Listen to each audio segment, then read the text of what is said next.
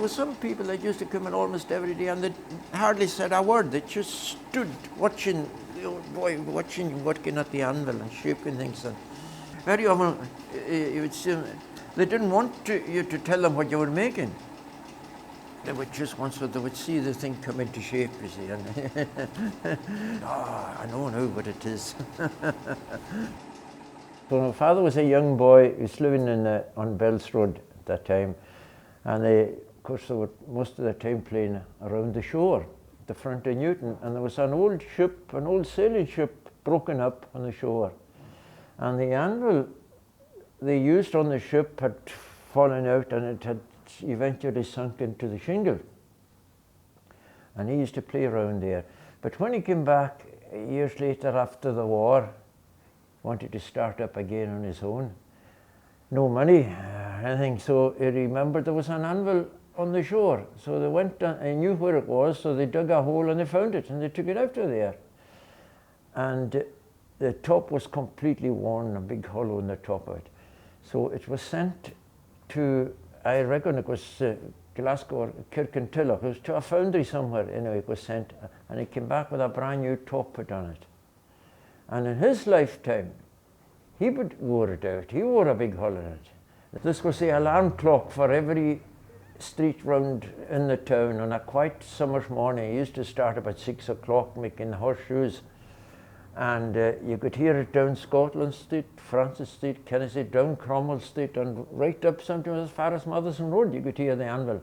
And when they would hear the anvil going at 6 o'clock, you hear bonk, bonk on a quiet morning. It's time to get up.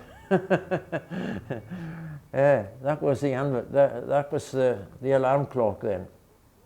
And it's got a lovely ring on it. You know, it's got a different ring to most. Most anvils have died. They have a very dead sound. This one's got a lovely ring. You know, it's a beautiful sound from it. When I was high enough to reach the anvil, he was giving me wee troubles with little hot butter. I was making pokers for all the old kayaks that were on Keith Street and Church Street and Kenneth Street and all around there. Every one of them had a poker at their stove that I made when I was, even before I went to school. Yeah. Used to even cinch a sheep's head for a few bob for myself after school. Oh yeah. Cinching them for the butchers and various customers, a shilling a time. I was doing all right. Oh yeah, well, as I remember the first place when I was just a little kid, it was just a clay floor. It was the second place I was in on Church Street where the floor was made with sleepers that came from number 3 pier. Yeah, they were knocking down number 3 pier. And the whole floor was made of those sleepers. And it was good for a horse to stand on, it didn't slide about. But the strange thing, when you would throw a hot iron on it, on top of it, you would get the smell of the pickle and the salt and all that coming out of the wood for years and years later. Yeah. Over the years where they've been curing herring and that on the pier, the salt was soaking into the wood. There was a lot of Clydesdales working in town then. The Co-op had 4 horses. They had 3 on bread vans and they had 1 on coal, and all the coal yards then had horses. The Kipper yards had Clydesdales, bakery vans and all that, and of course there was the smaller horses, milk horses, and there was one selling herring and all that. And every character of the day used to come in on a cold day to warm themselves at the forge and tell lies mostly, you know. Every guy to seeing who could tell the best story. The country ones would only come in maybe once a year, and they would come in with a horse, and this was their big day in town, coming in with a horse.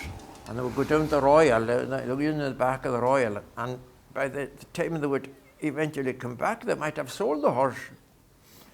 And maybe they would have sold it twice before the end of the day, and the old boy wouldn't know whose horse it was at the end of the day, and he wouldn't know who was going to pay for the shoes, you see. So the horse would be impounded there till somebody would pay for the shoes, till he would decide whose horse it was eventually, you know. Yes, oh, I remember seeing them as a wee fellow wondering what was going on here. This fellow was trying to sell a horse, he had it in the yard, and he was busy putting copper dye on the mane and on the tail and all the grey bits, you see, so that the horse looked about 10 years younger. Oh yeah, first shower of rain it was washed off. There was old Robin Aiken from Laxdale. He was living just at the bridge there, and he was a fine old man. He came in one Saturday with a horse for shoes, but there was just time to put 2 shoes on when somebody mentioned that there was a boat in with herring, you see, and old Rob, can't wait, just got the 2 shoes on. But seeing he had the money in his pocket, he paid for the whole set of shoes. And away he went on the Saturday. He got his herring and he went and he sold it on that. But he said he would be in on Monday morning with the horse to get the other 2 shoes in. But when Monday morning came, he went looking for the horse on the croft, no sign of it. He went looking all over. The horse had jumped the fence, went round all the crofts in Laxdale, and with a bridle on his shoulder. So he walked in Laxdale, every croft. Then he walked up Cullagrain, and by that time it was about 12 o'clock or so. And he couldn't get the horse at all, so he decided he would just walk down and tell the old guy, he can't find the horse, he's lost there, not coming. But the horse on Monday morning at 8 o'clock, somebody, the old fellow used to start then about 6 making the shoes, but at 8 o'clock somebody says, here he says, look at this, there's a horse coming up Church Street all on his own. And they all went to see, and they all said, why, here, that's old Rob's horse. I wonder what's happened. He's on his own, no harness or anything. He had come right in behind, and people had tried to stop him. No fear, he galloped in, and he came up the brae, right up Church Street. And he said, that's it, what do we see what he'll do? And by that time, there was 4 or 5 horses already waiting in the yard. Well, do you see what he'll do? He came in, he stopped, looked round the yard, and he saw a corner, and he went into the corner, and he stood there. Now, meantime, Rob, of course, they just put the shoes on in his turn, and that was it. When my uncle was working then with my father, and he was living with us on Nicholson Road. He wasn't married then. So they took turnabout to go for their dinner. So he was going up Till Road on his bike when he met Rob by then about 12 o'clock coming down the road, walking with a bridle. And he says, I can't find, by the way, Carabaldi was the name of the horse. He says, I can't find Carabaldi anywhere. Oh, well, he says to Rob, don't you worry about Carabaldi. He's been waiting for you with the shoes on since 8 o'clock in the morning. Yeah. Now, the strange thing was, the horse knew that there was only 2 shoes put on. He knew there should have been another 2 shoes. Now, did he know the shoes were paid for, or why did he not come in on Sunday morning? But no, he didn't come in on Sunday morning. He came in on Monday morning. Because the horses know the days of the week. They know their day when they're getting a rest and all that. Well, Carabaldi took a rest on Sunday and came in on Monday morning. And why 8 o'clock? Yeah, dead on 8 o'clock he came in, because most places were wakening up then. Came in at 8 o'clock for the shoes. Yeah. Every different season had its own change of work. There'll be ploughs early in the year, repairing ploughs and harrows. Be making tarashkers, of course, from the winter time. Then there would be the ploughs, the harrows, there would be mowers coming later on, and when they'll be mowing the grass and all kinds of things like that. There's a lot of work for the fishing boats too. The fishing boats which is down the road, an awful lot of work for them. Various parts for boats, and there was no end to it. You were become a very good blacksmith, or you had saved your time if you could make a good pair of tongs. Yes, oh yes, you reckoned it was a very tricky thing to do. It looks small, it looks easy, but it's not. It's very, very tricky to do. And particularly when there was no electricity or anything else to help you out, no electric welding or anything to help you out with it, you just made it by hand. And if an apprentice could make a good pair of tongs, then he was considered a journeyman. It was quite common for people to come in and pull up the leg of the trousers and take off a caliber or something like that, or take off a wooden leg. And they would sit there sit on a box with their leg off and be fixing the leg. Oh yes, fix that often enough. There are people coming with the most ridiculous of things too. I remember a fellow coming, he was selling fish or something, and his petrol tank was leaking. And it was pouring out of it. And he asked me, could I weld a patch on it? And the petrol pouring out of it. And could I get it into his head that it would blow up half the town? And he still, he went away in a bit of a huff because I wouldn't do it for him. So I said, you go and ask somebody else. So I don't know. I never found out did he go and ask somebody else or not. But if I'd heard the bang, I would have known. There was always characters coming to blow the bellows. Listen to the yards, they just put the handle up and down. But a lot of schoolboys, who are no schoolboys now, a lot of them in their 80s. and of course, a lot of them are gone. But there's quite a few in their 80s who still remember dodging school and spending the day blowing the bellows. Yeah. They couldn't ask their parents to make a note out for them, but the old boy used to make a note for everyone to excuse them for being absent of school.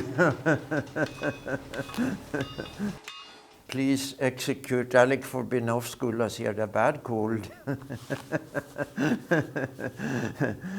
Yes, the Tarashka, the tool for cutting peats. And every croft house had one time, but they were always blacksmith made. No, that's a hallmark.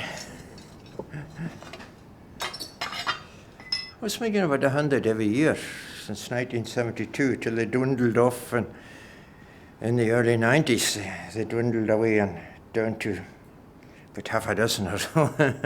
Yeah. Down in Harris they had much shorter ones, much shorter blades, because all the peat banks were only tiny little banks between rocks and that.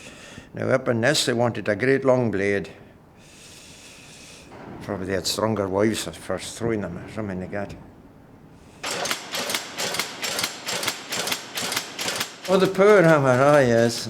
Yeah, that's a more recent thing. That thing only came here in the late 60s, 1960s or something. It's an old hammer, but it was bought second hand. It's a great old tool. It was going nearly all day sometimes, depending on what had to be done. Yeah.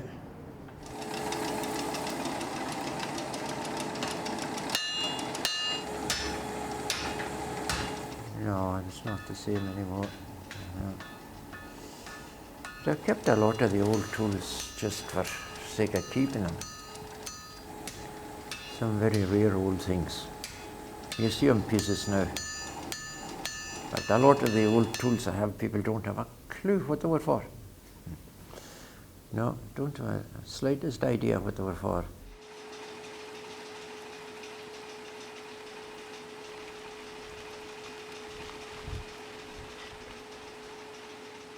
He was a blacksmith that was in Uig, and whatever he did, they reckoned Tonkin said he stole a sheep, but I think he was supposed to have murdered somebody, and they decided, well, they've got to hang him. And as it turned out, somebody with a bit of schooling came along and said, oh no, think about it, we can't hang the blacksmith. What are we going to do without him? We can't do anything without him. Who's going to fix this and mend that and make something else? It's the only blacksmith we have. But then he said, hold on a minute. Didn't like to disappoint the crowd after it was going to be a big day out. And he said, hold on a minute, we've got 2 tailors and we don't need 2 tailors. So we all agreed we'll hang a tailor instead. So they hung a tailor instead. So there's something to be said for being a blacksmith after all. Not so likely to be hung.